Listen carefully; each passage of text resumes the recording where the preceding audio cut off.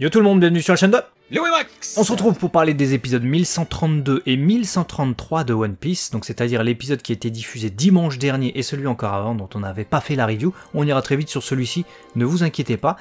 Petite analyse, et puis 5 points pour revenir sur le contenu de l'épisode, et on va commencer d'ailleurs par une invitation à vous rendre dans la, non pas bibliothèque, même s'il y a des bibliothèques dans One Piece, surtout si vous suivez les chapitres avec nous, mais plutôt la mangathèque, dans la boutique de notre partenaire côté manga.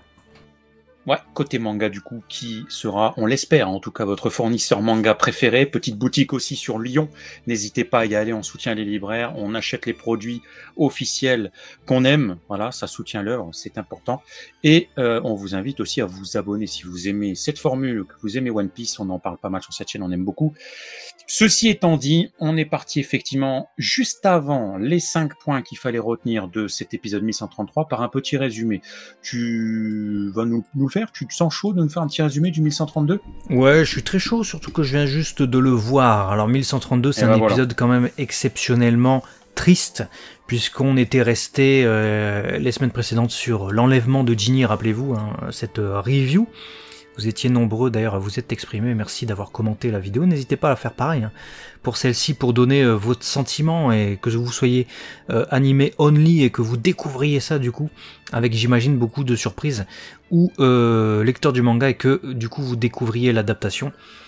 Bah Bonnie est revenue, alors ça quelle surprise déjà, elle revient très vite finalement, enfin, pour nous dans l'épisode, parce que en termes de chronologie dans One Piece c'est très long, c'est 2 ans, elle a été enlevée, pour devenir la femme d'un Tenryubito, on l'apprend dans cet épisode. Au bout de 2 ans, elle revient avec une maladie, la maladie qui va être nommée la maladie du saphir.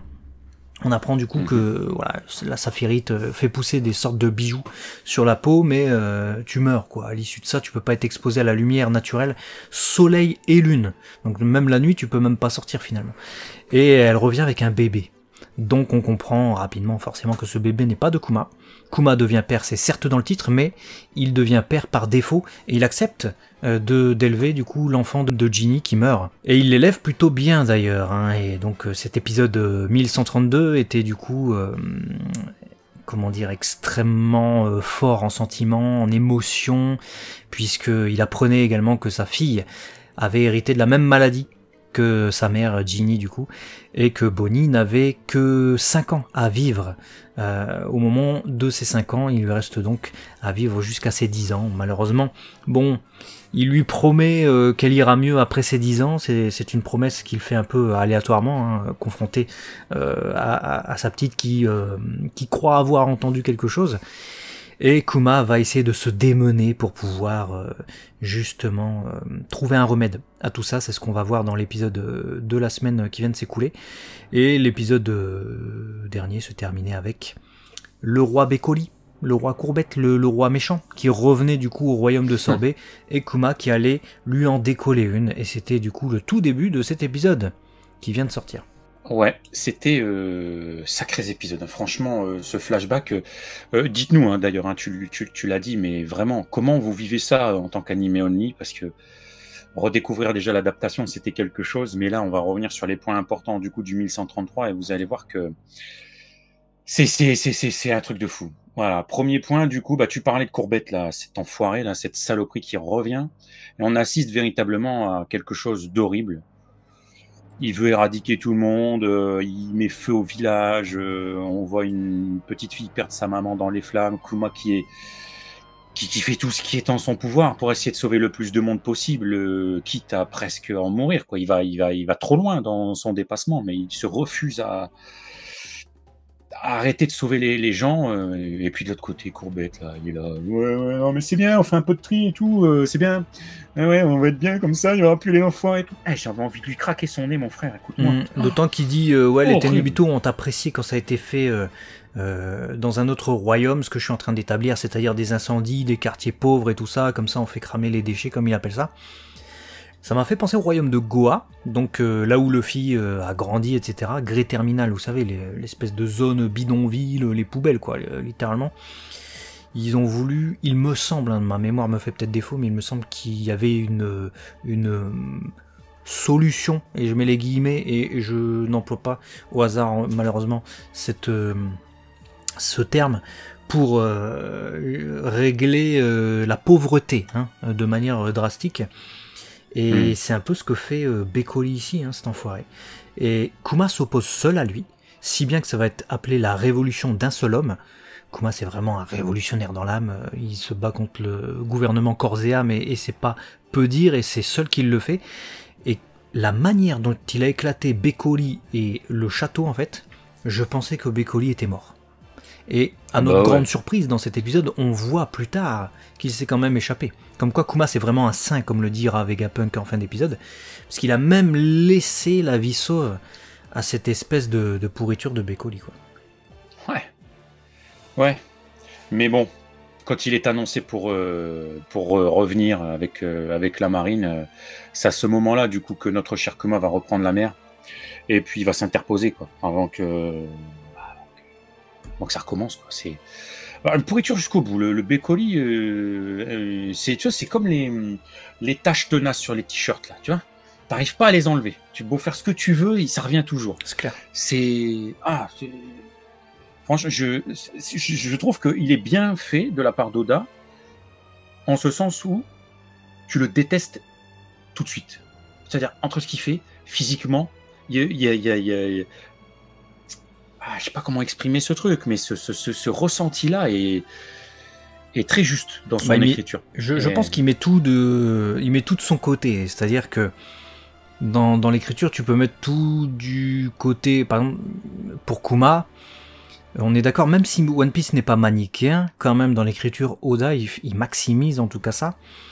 Il met tous les bons points ou tous les points qui nous font nous rendre empathiques envers Kuma. Donc ça a été un esclave. Et ses parents ont été tués, sont morts devant ses yeux, et pas très loin de là où il a été emmené, en esclavage. Il a dû s'échapper. Le moment où il commence à être heureux a été foutu en l'air par les Tenryubito. Sa femme est morte. Sa fille est malade. T'as que des points où tu peux être empathique en fait envers lui. Et en plus de ça, il est bon. Donc tu vois, tu l'aimes. Et Bécoli, c'est pile l'antagoniste, quoi. C'est l'inverse. C'est-à-dire que déjà il a pas un visage de porte-bonheur, mais bon, ça peu importe. Mais surtout ce qu'il dit est horrible, et ce qu'il fait l'est tout autant, voire plus encore. Donc du coup tu ne peux que le détester, ce personnage. Et il revient à se dresser comme ça face à Kuma. Donc non, ça a été bien mis en place en tout cas dans les chapitres, et dans l'épisode c'est plutôt bien rendu aussi. Si bien que ça nous amène du coup au point numéro 2, puisque après l'incident, Kuma devient le roi du royaume de Sorbet, roi un peu par intendance, quoi. Il n'y a plus de roi, mais le peuple le choisit. Le vrai roi qui prend les décisions, qui se charge d'aider et de manager tout ce qui est peut-être l'administratif, c'est Bulldog en fait. Bulldog qui vient avec sa mère, qui s'appelle du coup Connie, la douairière Connie. On se demandait d'où venait, vous vous souvenez de cette apparence qu'avait pris Bonnie à l'époque, quand elle était transformée en vieille dame pour aller sauver son père, justement, qui était réduit à l'état d'esclave à Maréjoise. On avait vu Bonnie transformée en vieille dame, elle avait l'apparence de cette Connie. Et écoutez, la Oda vient de nous mettre la résolution de ça en fait. Très certainement que Bonnie qui mange son fruit, par inadvertance, on sait même pas comment, ça nous est même pas montré, dévoilé, on sait même pas où elle l'a eu, ce fichu fruit, le fruit du Toshi no Mi, donc le fruit de l'âge qui lui permet de moduler son âge, donc elle peut à la fois vieillir ou revenir à son état initial, et ou faire rajeunir d'autres personnes. Et en fait, elle s'est très certainement inspirée de cette Connie, puisqu'on découvre la mère, l'ancienne reine douairière, qui est la mère de Bulldog, qui nous propose pas mal de scènes comiques où les gens la confondent avec Bonnie. C'était plutôt marrant, j'ai trouvé. Moi, ce qui m'a tué aussi, c'est le fait que ce soit la mère de Bulldog. Et là, tu vois Bulldog arriver. Il est déjà yeuf, tu dis, il est en fin de vie, papy. Il vient avec sa mère. Tu dis, ils sont résistants. Mais du coup, voilà comment notre chère Bonnie a eu son fruit, et comment ça a commencé à apparaître, et comment elle va apprendre petit à petit à le maîtriser. Voilà, vous avez du coup l'origin story de son fruit, et un autre clin d'œil aussi, où finalement c'est un peu aussi une origin story quelque part, mais quand Kuma décide de prendre la mer, pour trouver une solution pour sa fille, en plus de mettre à mal Courbette. Il visite des lieux. Hein, il visite plein de lieux, il cherche un médecin, il cherche une solution, le temps commence à passer. Donc il veut sauver sa fille, telle la promesse que tu as soulignée tout à l'heure.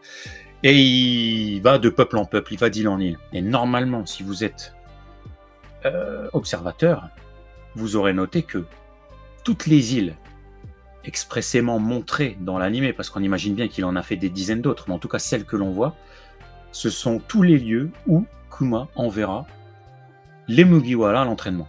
Ouais. Et même dans le manga, c'est comme ça, hein, pour ceux qui se posent la question. Et ça nous avait fait une énorme révélation, l'effet d'une grosse révélation à l'époque, puisque on comprend que finalement, à travers ce flashback de Kuma, Oda nous dévoile comment Kuma a eu l'idée d'envoyer les Mugiwara à tel ou tel endroit. Donc là, on voit toutes les îles, hein, l'île météorologique, l'île avec les oiseaux géants, là où a été envoyé Chopper, avec les gens en pagne, l'île hivernale où a été envoyé Franky, on voit aussi tous les différents endroits qui ont servi à réceptionner les Mugiwara. Tu te dis, il a pensé à tout ça du coup, Kuma. Au moment où il fait si tu aimerais voyager, où voudrais-tu aller? C'est sa phrase, hein, d'ailleurs, sa phrase qui sort à sa fille, hein, à la base. Hein. Donc tu comprends les références. La phrase Doko et Kitai, quand il dit ça au Mugiwara, et en fait, c'est une phrase qui lui appartient à lui, Kuma, c'est ce qu'il demandait à sa fille. Voilà, c'est où est-ce qu'elle aimerait voyager si jamais un jour elle est soignée de sa maladie. Et il les fait voyager, eux, là où lui a été pour essayer de sauver sa fille. C'est fou. Il nous plonge dans une ambiance, Oda, c'est un truc de fou, parce que t'es à la fois incroyable. touché par le personnage et peut-être toutes ses références, quoi. Ouais, moi, c'est des détails que j'aime beaucoup. Je trouve que c'est des petits bonbons, en fait, de voir ça. Tu comprends tellement de choses sur le perso, pourquoi il a choisi ces lieux-là. Tu comprends encore plus comment et pourquoi il a voulu les protéger. Enfin, tu te dis, il a visité des îles alors qu'il était en souffrance, tu vois, il cherchait une solution pour sa fille, etc. Donc il avait peut-être pas que ça à penser, mais il a quand même suffisamment enregistré d'informations sur le lieu, le climat, la bonté des gens, ce que les gens peuvent apporter. Et lorsqu'il a fait ça avec les Mugiwara, il a réussi à faire un lien dans sa tête en mode, cette île peut apporter telle chose à tel Mugiwara, tu vois, parce qu'ils n'ont pas été envoyés n'importe où, tu vois. Les choix, ils n'ont pas été non plus aléatoires. Tout le monde est bien tombé quelque part. Donc ouais, je trouve que c'est une boucle bouclée qui est incroyable, et qui t'a parlé de boucle, ça va faire un lien avec le 4e point. Je sais pas si tu l'as vu et tu l'as perçu comme ça, mais je me suis dit, en fait, le destin de Kuma a sauvé sa fille. Je m'explique. De son fruit mangé à son évasion à God Valley quand il était esclave, à sa race de boucanier et sa force démesurée pour défendre les peuples, du fait qu'il voulait et a pu rejoindre les révolutionnaires grâce à ce qu'il est, grâce à sa rencontre avec Ivankov, au moment où justement il a eu son fou et qu'il s'est barré. Le fait que du coup, grâce à Ivankov qui est parti en mer, il a pu rencontrer Dragon. Et c'est Dragon qui le met en relation avec Vegapunk. Et donc Kuma et la survie de Bonnie qui en découle, j'ai l'impression que c'est le fruit d'un effet papillon incroyable pour Bonnie, donc pour Kuma, tu vois ce que je veux dire? C'est, je dis, beaucoup de souffrance, mais beaucoup de rencontres qui finalement trouvent une résultante dans le fait de pouvoir sauver sa fille. Je sais pas si c'est du génie d'écriture, mais moi, je sais pas, ça peut être vu comme du hasard, hein. Après, c'est vrai qu'il parle de destin dans ce truc-là, parce que si on prend le truc à l'envers, on peut se dire que s'il s'échappe pas avec Ginny et Ivankov, et que du coup il vit pas avec Ginny, Bonnie elle n'existe jamais en fait. Donc si elle n'existe pas, il n'y a pas la problématique de devoir la soigner. Mais ça c'est sûr. Ouais, il est quand même tombé sur des gens qui ont été forts pour lui et qui ont un rôle vraiment extrêmement important, et justement le rôle de Dragon, enfin, il est important dans One Piece. Il a fallu attendre ce flashback, je trouve, pour que ce personnage prenne de l'ampleur, même si, attention, on le voit pas faire des actions, des trucs de ouf, hein. Mais à chaque fois, il est là aux bons endroits, et en plus de ça, il est de bons conseils, il a les bonnes connaissances, etc. À un moment donné, on le voit même parler de Sabo, de Koala, donc qu'il appelle des jeunes pousses, parce que à cette époque-là, il venait très certainement de rentrer parmi les révolutionnaires. On a aussi le background, avec la place de Ginny, du coup, qui est vacante au sein de la troupe de l'armée de l'Est. Ils sont divisés selon les points cardinaux, si vous préférez. Et Bello Betty, qu'on voit plus jeune, vous connaissez cette Bello Betty, puisque c'est elle qui un peu incite les gens à prendre les armes et à suivre la révolution. Là, on la voit demander justement si c'est possible pour elle de prendre le relais de Ginny en tant que leader de l'armée de l'Est, ce que accepte évidemment Kuma. Donc les bonnes rencontres, et puis aussi le passé des gens qu'on voit depuis si longtemps dans One Piece. Ouais. Ah, c'est bien construit tout ça quand même. Enfin, moi je trouve qu'il y a une belle construction avec le flashback de Kuma, beaucoup de choses qui prennent son sens et qui font écho à plein de personnages au lore de One Piece. Je trouve ça incroyable. Et une autre chose qui prend son sens et qui va encore nous donner une nouvelle explication, c'est...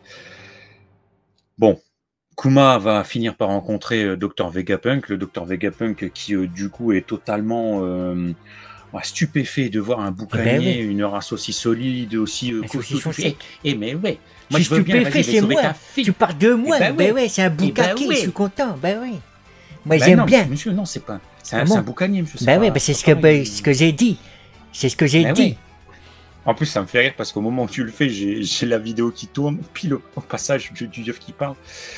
Mais du coup, ce yeuve est en émoi et veut absolument étudier notre cher Kuma, son corps, sa solidité. Et du coup, plutôt que de lui demander de payer un lourd tribut pour sauver sa fille, il lui dit « Vas-y, je t'étudie. Et même encore mieux, vas-y, je vais te cloner. Comme ça, on va faire une armée, ça va sauver les gens, etc. » Donc, une véritable envie pacifiste, initialement, dans son idée peut-être très naïve. Mais voilà, on va faire de toi des clones costauds avec des lasers et tout, tu vas sauver les gens. Oui. Du coup, Kuma, il se dit « Bon, bah... De toute façon, dans tous les cas, j'aurais pas refusé, parce que c'est pour sauver ma fille. Et puis bon, mes clones vont servir à faire le bien, à sauver les gens, à les protéger, donc... vas-y, let's go. Au moins, j'aurais fait le bien de mon vivant, et mes clones feront le bien aussi. Bon, ça, c'était sans compter notre cher Saturne. Ouais, Saturne, cet enfoiré, toujours dans les mauvais coups. On l'avait vu déjà... Sale. À l'initiative de ce qui se passait à God Valley, donc l'origin story de Kuma, il était là au début, et l'origin story de Bonnie et Kuma, il est là quasiment à l'intersection, quoi.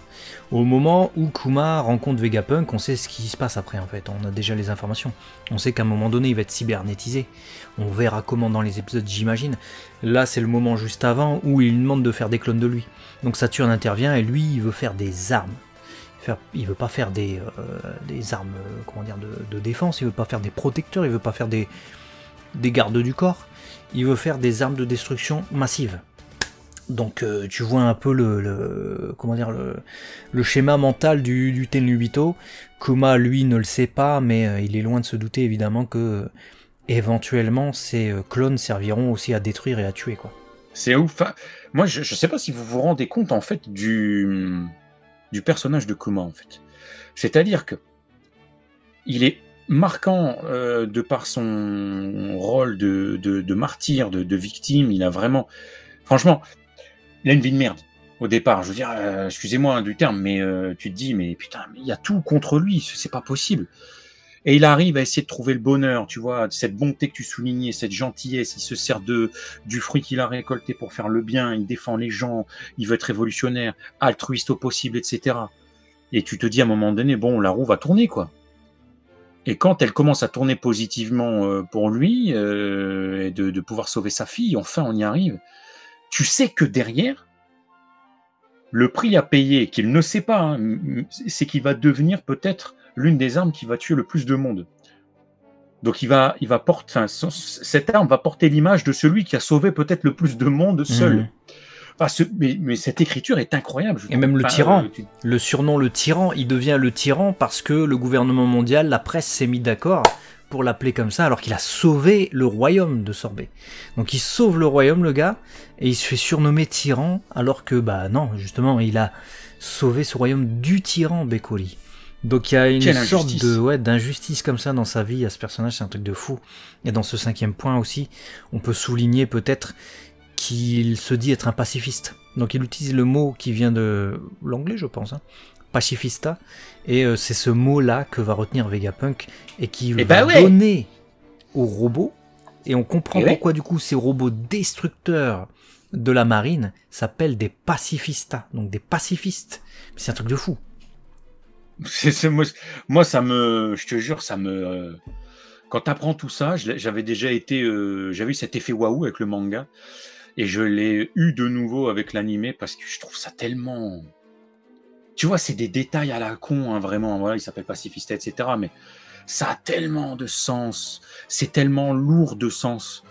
Tu vois, on a piqué de la bouche de Kuma, enfin piqué non, parce qu'à la base c'est Vegapunk qui vouait vraiment quelque chose lui aussi très naïvement pacifique, mais de la bouche de celui qui a une bonté hors norme, on a pris le mot pacifista et on l'a foutu sur des clones qui vont être la guérilla, tu vois. Enfin, c'est des belliqueux pas possibles. Hein. Oui, et tous ces détails qui forment un énorme puzzle, celui de Kuma finalement et de sa vie.